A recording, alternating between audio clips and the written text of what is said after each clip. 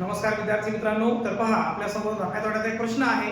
प्रश्न असा आहे मुलांनो, समान खरेदी किंमत असणाऱ्या दोन वस्तूंची विक्री किमतीमधील फरक 800 रुपयाचा आहे, तर त्यांच्या शेकडा नफ्यातील फरक 20% आहे, तर प्रत्येक वस्तूची खरेदी किंमत किती असेल? तर मुलांनो पहा, आता हा प्रश्न आपल्याला शॉर्ट ट्रिकने कसा सोडवायचा आहे.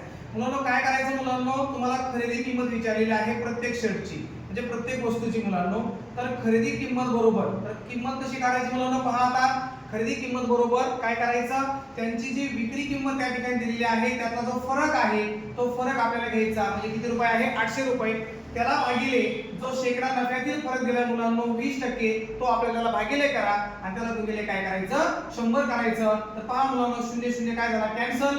बे 1 बे, बे 5 10, म्हणजे 8 5 40 आणि वरचे 2 शून्य, म्हणजे याचा अर्थ प्रत्येक वस्तूची खरेदी किंमत किती आहे मुलांनो? 4000 रुपये आहे. अशा प्रकारे शॉर्ट ट्रिकने हा प्रश्न आपल्याला काय करायचा आहे? सॉल्व्ह करायचा आहे. धन्यवाद.